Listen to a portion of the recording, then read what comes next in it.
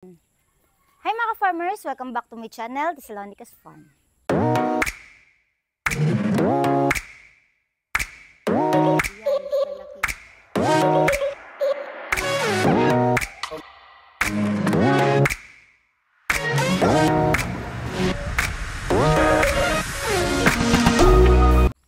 Hi mga farmers! And for today's video, so nandito ako sa dating free range area ko ng mga Rhode Island Red at saka Rhode Island White na tinur na natin bilang taniman ng sibuyas, taniman ng kalabasa at may mga konting manok rin dito may papakita ko sa inyo. So syempre agad-agad makita ninyo sa gilid, ang lalaki ng mga papaya dito. Yan, grabe oh, sa kamay ko. Oh, 1/4 lang kamay ko, sobrang laki. So parang wala pang pataba to, parang napakalaki. Tapos ang liit lang ng puno. Hindi kagaya ng ibang mga papaya.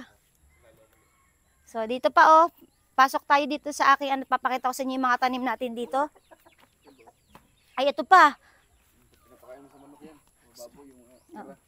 So yan pa, pakita ko pa sa inyo, ang dami pang mga susunod na bunga. So yan ay pag nahinog, pinapakain lang namin yan sa mga manok kasi dito hindi masyadong kainin ng papaya at napakaraming tanim na papaya dito sa probinsya ng Bohol. So ngayon, pag hindi yan nasasayang, hindi rin nabubulok yan sa puno, malalaglag na lang. So marami dyan na nakikinabang ng mga manok natin. So maganda po yung pakain sa mga alagang manok. So ito, may mali mga manok tayo dyan, nakita nyo mga pakawala na. May shamu pa ako doon. Meron pa tayo dito mga manok, yan, nakatali, may basilan. Basilan, ayan. Matangkad yung basilan, parang shamu, matangkad. Yan. Tapos may mga papaya pa rin tayo sa gilid ng bakod. So, kayo, pasok kayo dito. Asan ang baboy? So, kayo, pasok kayo dito. Pasok tayo dito sa ating dating free range area. Sige. So, baka may magtanong mga farmers kung bakit ko tinigil yung Rhode Island Red and White. So, wala namang problema. Maganda naman po mag-itlog ang mga Rhode Island Red and White. Tapos, hindi naman din kataasan ng maintenance. Ang problema, so kailangan mong gumawa ng magandang silungan nila. So, para hindi nagkakasakit. Kasi once na pangit yung silungan nila, tapos nagtatag-ulan. So, doon sila kinakapitan ng mga sakit, sipon, ganyan, tapos papangit na yung manok. So, eto mga farmers, yung pinakikita ko sa inyo is onion leeks. May tanim tayong sibuyas dito. Maliit na portion lang, pero maganda siyang tingnan. So, ang fully harvest din ng sibuyas na ganito is mga 3 months din po pataas. So, depende na kung gano'n nyo papatagilin para mas maganda at lumaki. So, yan. Pwedeng panggamit, sa mga panabaw na mga ulam, pwede nyo po ihalo, yan yung binibili sa palengke. So, dito pa naman sa Bohol, mahilig dito sa mga lechon-lechon. So, yan yung pinapalaman sa loob ng lechon para bumango yung loob na at laman ng lechon. So, bukas, may vlog ako na maglilechon tayo ng baboy sa farm.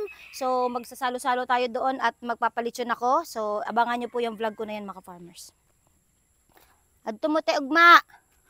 Farm, magpalitsyon ko. Kayo ni Ali. Wala te, mag-vlog lang ko te. So, makita ninyo napakaganda ng lupa dito. Ayan, napakataba. So, makita ninyo yung lupa, napakaganda kasi may organic tayo na pataba dyan. So, ipot ng manok at dumi ng baboy. Yung ginagamit natin dito sa mga taniman natin dito at napakaganda ng mga tubo, pati ang lupa ay gumaganda rin po dahil sa organic fertilizer natin. Pati ang ating kalabasahan. So, yan, napakaganda ng kalabasa natin dito. So, may mga portion na may nagdi-yellow, so, pero makaramihan ito green na green. So, napaka-healthy ng kalabasa. Kapag po ganito yung kulay, yan, kulay green na green yung kulay. So, sigurado na pagka ito po ay nagbunga, so talagang malaki at mabibigat yung mga kalabasa natin na maha-harvest dito. Saan? Wala akong nakikita. Baka maapakan ko. So, tingin tayo, baka may bunga dito tayong makita. Yan, ito, Bel. Ito. Yan, oh. Green na green yung bunga. Yan. So, marami yan sa ilalim. Ito pa, ang laki. Ito. Ito. Yan. Ito, medyo may dilaw-dilaw dito. Yan, ito. Dalawa magkatabi. Yan. So, napakaganda ng tubo ng ating kalabasa. Magkano kilo kalabasa ngayon, te? 20-25 sa bilinan ng tao. So yun, presyuhan daw dito pag bibilihin na ng mga buyer. So 20 to 25 pesos per kilo. So, yun pa, oh. Pakita mo. Green na green, ah. Madami pa. So, yan. So, sobrang dami pa mga farmers yan. Mapakita ko sa inyo. Yan, yung dati nating pre-range at dating taniman naman na mais yan. So, ginawa ko na rin po siyang taniman ng kalabasa. So, maganda kasi mga farmers magtanim ng kalabasa kasi hindi nabubulok. Matagal na i-stock yung kalabasa. Pwedeng i-stock sa tindahan. So, hindi kagaya nung dati kong tanim mais. Madaling mauudin, tapos ma-dry. Tapos, pag naman pakwan, madali din na nasisira kapag hindi, ayan, nanalaki oh. Yan. So, ito yung, dito yung nilalakad natin dito is, ito po yung free-range area ng dating Rhode Island white. So, pakita mo yun yung dati nilang So, yun yung dati natin na silungan ng ating Rhode Island sa may bandang dulo. So, mapansin din niyo yung mga tanim natin natin dati nung nagsimula tayo dito. So, yung gilid kasi nito, tinaniman natin to ng mga malunggay, papaya. So, ayan na po, ilang months pa lang ang lumipas, nakita niyo para na siyang bakod ay mga malunggay. So, kinakain din po ng manok yan, masustansya din po yan sa ating mga manok. Tapos, meron din po mga papaya, nakapalibot yan. Ito, masarap to. Ito, paborito ko to sa munggo. Yung dulo ng dulo ng kalabasa. Sarap niyan. Ang laki! Oh, ang ganda tingnan. Kabitin pa. Ang ganda. Ang ganda ng taniman natin dito. So, dito mga ka-farmers, medyo masuka lang ng konti. Dito medyo masuka lang ng konti pero pakita ko pa rin sa inyo. Meron din tayo dito mga tanim pa na kalabasa pero hindi na sobrang dami. So may mga manok din ako dito nakatali na binibreeding. So papakita ko na rin sa inyo. Ito bayabas. Walang hinog, ang laki. Kaso hindi para bubot. Laki na. Walang hinog. Ito laki kaso bubot. Malaki. Pakita ko. Bubot. Hindi na ito ba? Pwede na. Asim lang. So, ito yung balon ko. Dito yung dati kong binablog. May tubig pa rin. Yan, balon. Diyan yung source of tubig natin dito. Sa taniman ng kalabasa.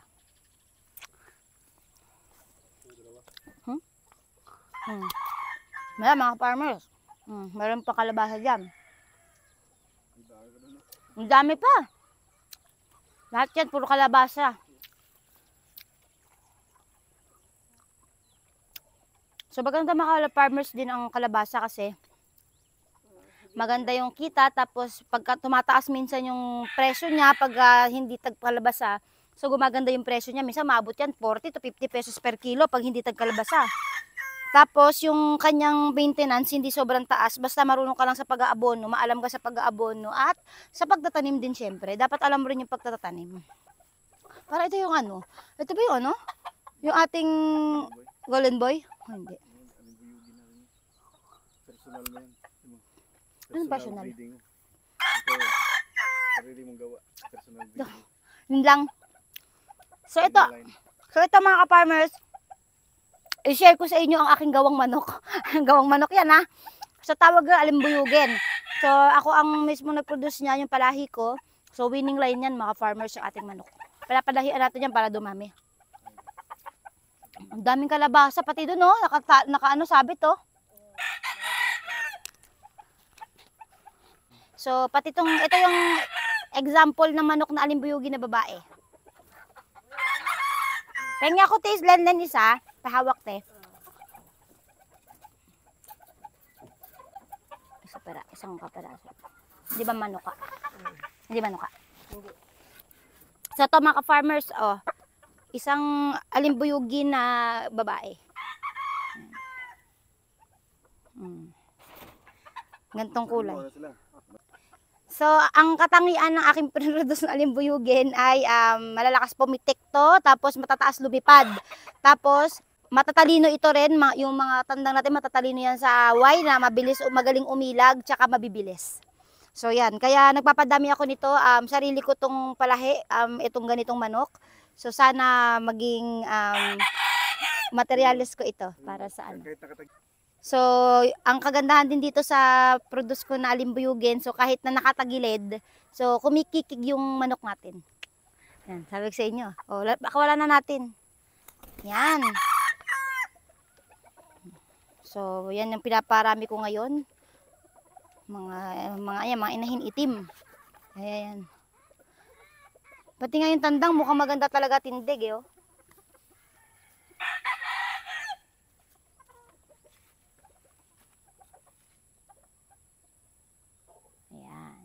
So, onsing inahin to mga farmers na ganito, kulay itim na alimbiyugin, tapos 2 tandang pa lang. Pero, ipaparamihin natin to, itatry natin paramihin para magkaroon tayo ng magagandang lahi ng alimbuyugin na ito. So, baka parang sa lahat ng laban, dito na yung hinahanap natin, sa alimbuyugin na yan. Pagka nakapagparami na ako ng magagaling kong alimbuyugin, so pwede ko pong i-crossbreed yan sa white kelso, sa golden boy sweater, para makita natin pag nakalabas tayo ng manok, tingnan natin kung ano pa yung quality niya, kung paano lumaban yung mapapalabas nating manok. So mapansin niyo naka-pre-range lang diyan yung mga manok. Ayan, nanunuka, self-hunting lang sila dito ng mga pwede nilang matuka. Yung mga manok dito na mga malimbuyugin, mga inahin. So diyan nakangain lang sila diyan. Kaya very healthy sila dito, hindi sila na-stress. May palay pa. Praso. Aray ko.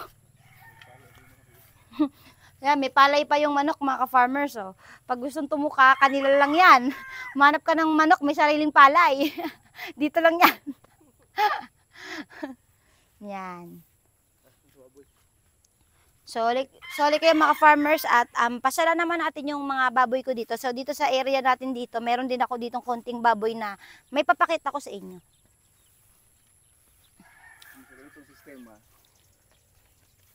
So maganda tong ganitong sistema mga farmers dahil nakakapagpasahod na kami sa tauhan namin dito. Isa lang naman po yung tauhan natin na nagtitingin dito, si Kuya Ali lang tsaka si Tilenlen, yung asawa niya. Ayun. Shout out Tilenlen, hello ka. Yan. Si Tilenlen. So tapos pag maganda pa yung pagtatanim ng kalabasa, so kikita pa tayo. Siyempre kikita rin yung nagbabantay dito sa atin. Yan. Ganda ng kasibuyas. So, kuha ko ng isang mga farmers kasi ngayon lang ako nagtanim ng kasibuyas. Ngayon ko palang makikita yung itsura sa ilalim. Tapos itong dahon na ito yung ilalagay natin bukas sa lechon. Sa lilitsonin natin. Hinihila lang ba to? Oo. Ayun. Wala pang laman, be. Hindi yan laman. Bakit parang nasa ilalim? Ngayon lang kasi tayo nagtanim nito eh. Ayan o. Dahon ng sibuyas, lalagay natin ito bukas sa lechon. Onion leeks na tanim. Onion leeks. Paghila ko, nahanap ko yung akala ko parang karot. Pag hinila mo, may laman. So, lagay na natin to sa ating mahiwagang motor. Ito yung service ko dito, mga farmers. Oh. Yan po yung service ko dito. Kita nyo?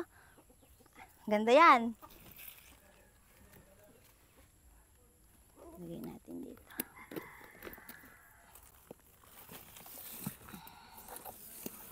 Oh, katunayan na akin to. May bag ko pa. Oh, bag ko yan. Damit ko. Oh, yan. Ganda ng motor natin. So, like kayo, pasyal tayo sa mga baboy ko. So, dito mga ka-farmers, dito nakalagay yung pinaalagaan ko ding baboy kay Kuya Ali. So, meron tayong total of 6 inahin dito, is 6 na inahin. So, lahat din niya na nagbubuntis at nagbibigay ng mga biek sa atin. Ayun, may mga biek na oh.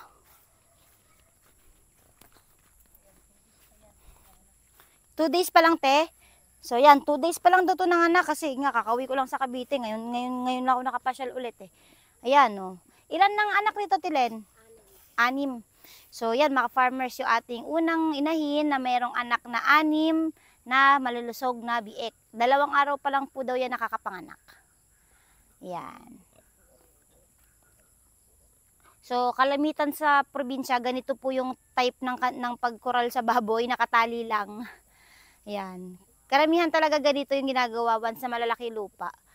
Tapos nag-circle lang kasi parang inaararo ng baboy yung area. Yan. So, ito tayo sa pangalawa.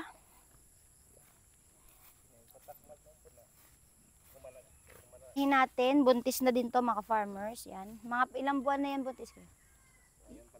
Ngayon pa lang. So, yan. Ngayon pa lang siya na buntis. Okay na. Doon. So, dito tayo. So, papakita ko sa inyo mga farmers itong dumi ng baboy na pinakukolekta natin galing sa mga baboy. So, yan. So, lahat to dumi ng baboy. So, patutuyuin yan para magamit na bilang pataba. So, pwedeng pataba ni Kuya Ali sa kalabasa, sa mga sibuyas.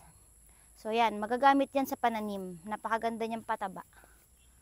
So, ito pa. Baboy. Ang lakas pa naman tumain ng mga baboy. Yan. At may yung isa pa natin nandun. Yan. So, may mga manok din. No? Nakita nyo, may mga manok-manok din na pagala-gala. Nakaano. Inyo rin yung manok, kuya?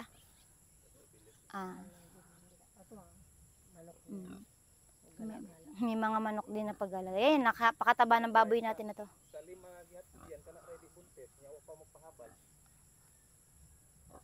So, yan sa 5 daw na baboy, yan lang yung hindi pa nagbabuntis. Baog. May mga baboy na baog. Yan.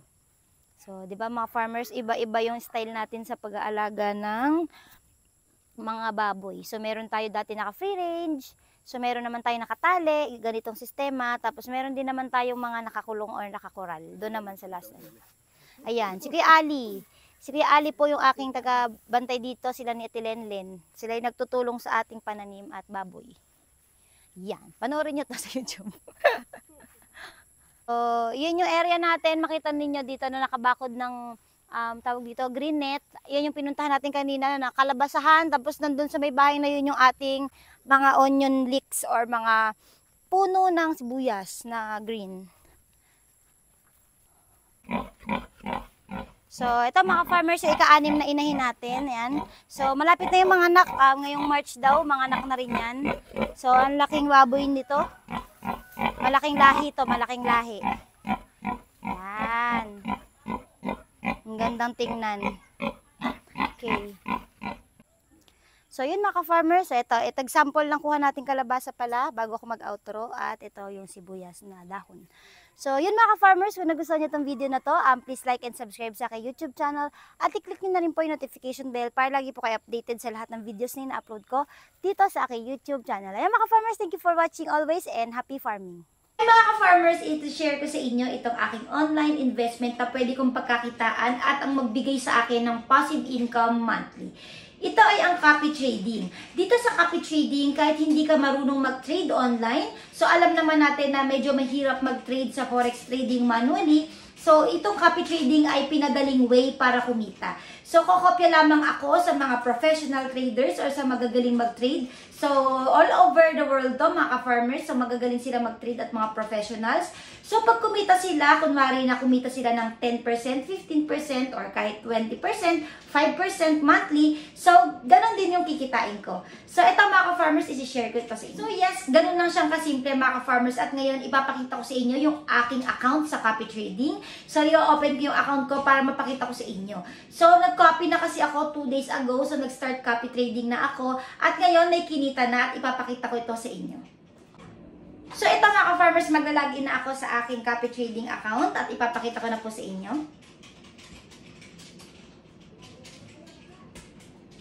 So, yan, login.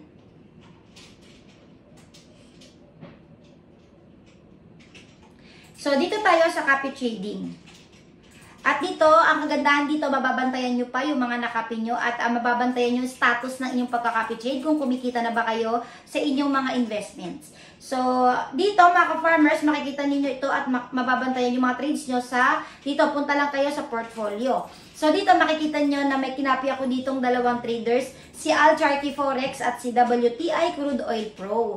Ayan, so dalawa ito at nakikita ninyo active parehas yung trades nila dahil kinokopya ko to. So yung kinokopya ko lang yung mga trades nila at pag kumikita sila, kikita rin ako. So nag-deposit ako kay Alcharty Forex ng $100 at nag-deposit naman ako or nag-invest ako kay WTI Crude Oil Pro ng $200. So halos sabay ko sila kinapi last 2 days ago at ang total investment ko dito is $300.